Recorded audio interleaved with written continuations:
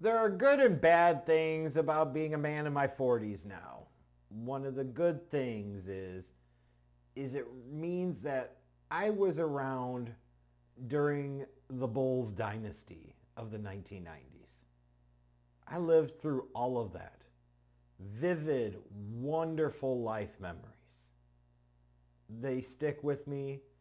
They will stick with me until the day that I die. 6 championships in 8 years, and in that time, Michael Jordan selflessly goes and saves the universe from the basketball-playing aliens called the Monstars. They had Sean Bradley's powers. Sean Bradley! We were doomed. But what a time to be an NBA fan. What a time to be a Chicago sports fan. Specifically, what a time to be a Bulls fan. It just was incredible. And as a Bulls fan, for those that are like in their 20s or younger that didn't get to experience those days, I feel really bad for you because you missed out because you've been watching 2+ decades of largely mediocre, irrelevant basketball played by the Bulls. It sucks. I couldn't even imagine. At least is how much I'm annoyed by the current state of the franchise and what the franchise has been the past 2+ decades. I can at least always go back in time and remember the 90s Bulls. I can disconnect from reality and go back and relive the glory days. It's wonderful, I tell you. That's kind of a Chicago sports fan though, isn't it? Having to live in the past because the present kind of stinks. But it goes without saying to me that to this day, and to the very day that I die, I will always have a dark spot in my heart towards Jerry Krause. I don't care that he's dead. Fuck that. I hate him for how he let his ego run amok. I hate him for sitting there and ruining and intentionally choosing to implode the Bulls dynasty. Because he didn't want to let it run too long. He wanted to start over. He wanted to show that he could do it without Michael Jeffrey Jordan. Well, he sure freaking did. Because all that cocksucker did was sit there and continue to draft power forwards. Oh, we really like Elton Brand. Oh, we really like Marcus Fizer. Oh, we really like Tyson Chandler and Eddie Curry. Oh. I mean, he tore down the dynasty to sit there and take his own shot at trying to rebuild it. And he did a piss poor job at it, period. And left a lot of Bulls fans like myself with strong, lingering resentment and hurt feelings and everything else. And folks, that doesn't go away. That will never go away. And if you thought that time heals all wounds, you got a very rude awakening Friday night as you were watching the Bulls and their Ring of Honor ceremony. Now, of course, there are all types of problems with this thing.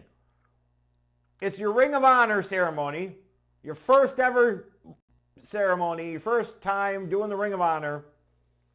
There's no Michael Jordan present. There's no Scottie Pippen present. There's no Dennis Rodman present. That sucks. Norm Van Leer wasn't part of the initial class. Hell on that. You got guys like Luke Longley came all the way from Australia. They can't even get an individual shout out showing up to represent the 95-96 Bulls. Like, so many things about it were really bad. But obviously the one that I knew was going to be the most interesting, and any Bulls fan with a brain and anybody with a brain knew was going to be the most interesting and potentially the of the event, was going to be when they said Jerry Krause's name. Because there are decades of history here, folks. This man was getting booed while the Bulls were winning championships, and he's the general manager that built the team that won 6 championships in 8 years. Just because he's dead? You thought all of a sudden Bulls fans were going to change their colors and all of a sudden cheer him? Hell no! And then you get to the ceremony, and there's this poor widow Thelma sitting there and having to listen to her dearly departed husband getting booed by these Bulls fans. Booed! I hate Jerry Krause and what he did to the Bulls dynasty and the Bulls organization as much as the next individual. But damn it all, there is a time and there is a place for all of that. And Friday night, during the Ring of Honor ceremony, certainly was not it. Leave it to Chicago fans to sit there and boo and during a Ring of Honor ceremony the unquestioned, no doubt, there is no argument otherwise, greatest general manager in the history of Chicago sports. That's Jerry Krause. Chicago fans who spend so much time bitching, pissing, and moaning about wanting to win championships and enjoy that championship feeling. And yet here's the guy, like him or not, the Penguin, whatever the hell you wanted to call him, that was the architect for a dynasty. And honestly, the most marquee and important dynasty in NBA and arguably North American professional sports history, the 90s Bulls. They were a pop culture phenomenon like no other, still influence the game to this day. He's the guy that built that team. Everybody other than Michael Jordan that was a part of any of those 6 championship teams were brought in by Jerry Krause. The head coach that won those 6 championships, Phil Jackson, was hired by Jerry Krause. Tex Winter, Johnny Bach, Jim Clemens, all the coaches brought in by Jerry Krause.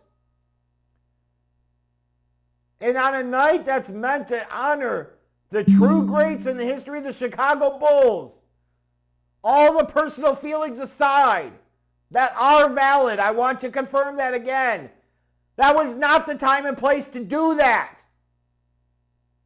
This is the greatest front office person in Chicago sports history by a country damn mile. Not even close. You look all over that dynasty of the 90s and say Jerry Krause's fingerprints everywhere. And how heartbreaking it was to sit there and watch him getting booed and his widow sitting there and breaking down in tears. Ron Harper and others doing their best to console her. Good on them. Shame on them fucking Bulls fans. You morons. You idiots. The hell is wrong with you? It's not clever. It's not cute. It's not funny. It was dumb. And as much as I want to just solely blame Bulls fans here, the blame goes to the Bulls organization and most especially, of course, Jerry fucking Reinsdorf. The real devil that destroyed the dynasty. As easy as it is, because Krause was so front and center about it, as the one that tore down the dynasty, I've learned over the years to get some perspective. And the perspective is this, is that there was one head motherfucker in charge. There was one guy that was derelict in his duty. There was one guy that fell asleep at the wheel. The same guy in the summer of 2010 that told LeBron James he should go back to Cleveland.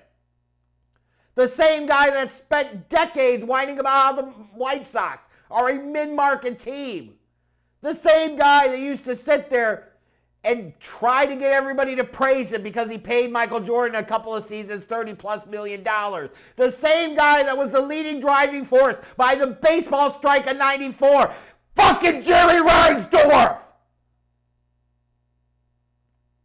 All these people booing him, talking about Krause, are booing the wrong man. Boo Reinsdorf. Hell, I would argue that Jerry Krause succeeded in spite of his incompetent, tight skate ass fucking owner.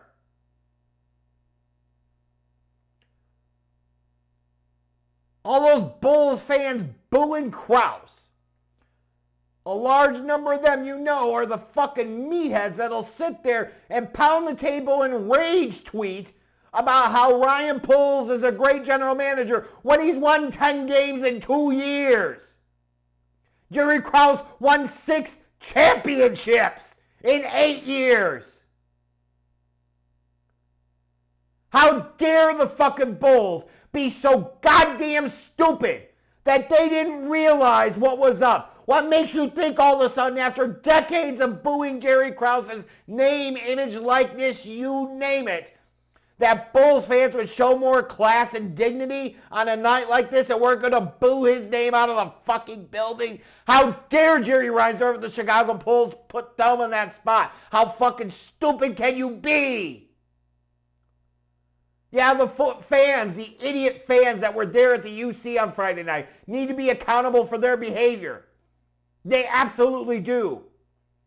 But as always with the Bulls, it starts at the very, very top. It didn't have to go down like this if you didn't put his window in that spot, fair or not. You have to know. You have to know the situation. You have to know the spot that you're putting that poor lady in. And you did it anyways. Shame on those fans. And shame on the Bulls organization for doing a half-ass Ring of Honor ceremony and putting Thelma Krause in that horrible-ass position. Stupid idiots. Everybody. As somebody who doesn't like Jerry Krause, you will hardly ever find me say anything good about him deep down. I still know he was the architect of 6 championship teams. 6!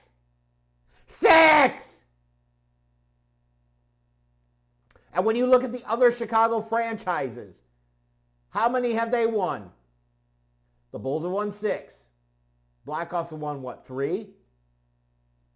The Cubs won 1. The White Sox won 1. The Bears have won 1 in my lifetime. The other franchises, the other 4 franchises in Chicago combined won the same number of championships over a 40-year stretch as the Chicago Bulls did in 8. And we're booing Jerry Krause on a Ring of Honor day. The hell is wrong with people? The hell would you do put his window in that spot? Just all stupid.